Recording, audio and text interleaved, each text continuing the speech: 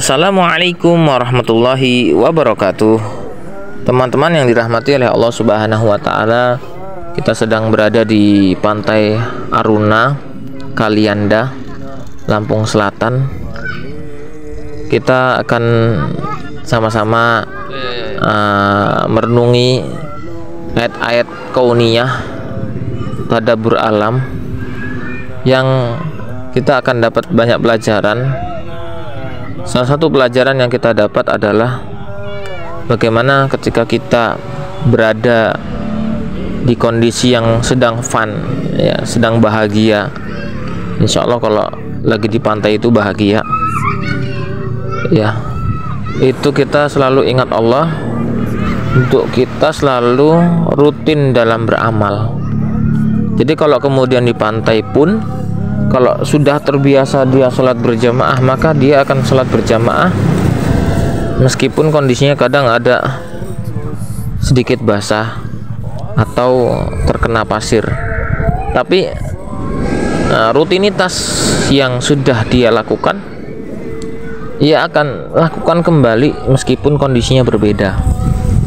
Inilah kita teringat dengan, ya, sebuah ungkapan bahwa jika amalan seseorang hamba itu diterima oleh Allah Subhanahu wa taala, maka Allah Subhanahu wa taala akan memudahkannya, dirinya akan dimudahkan oleh Allah untuk beramal kembali. Ibunda Aisyah radhiyallahu anha ketika beramal, ya, Ibunda Aisyah radhiyallahu anha ketika melihat baginda Nabi Shallallahu alaihi wasallam itu beramal, Nabi Shallallahu alaihi wasallam beramal itu secara kontinu dawam, ya.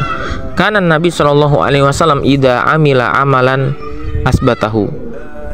Jika baginda Nabi Shallallahu alaihi wasallam beramal pada satu amalan, beliau mendawamkannya. Nah, inilah yang kemudian kita pelajari, bahwa dimanapun kita berada, ketika kita sudah terbiasa dalam ketaatan, maka akan kita rutinkan ketaatan itu.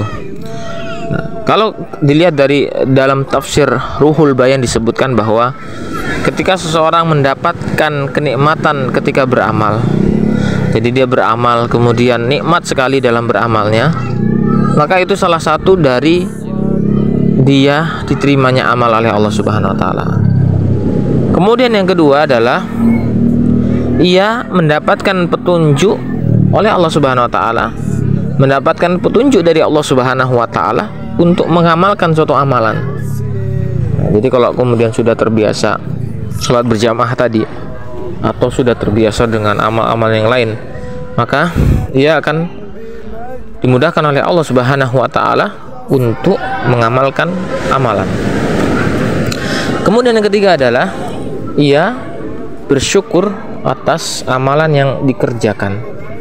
Jadi kalau kemudian dia sudah terbiasa beramal soleh, apapun kondisinya, kemudian dia bisa beramal kembali, kemudian dia bersyukur kepada Allah, alhamdulillah, aku bersyukur kepada Allah Subhanahu wa taala atas amalan yang aku kerjakan, maka mudah-mudahan ini bentuk dari tanda-tanda diterimanya amal oleh Allah Subhanahu wa taala. Wa min alamati qubulil hasanah al hasanatu ba'daha.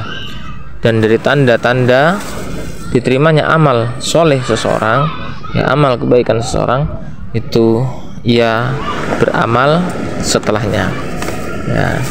Barakallahu fikum.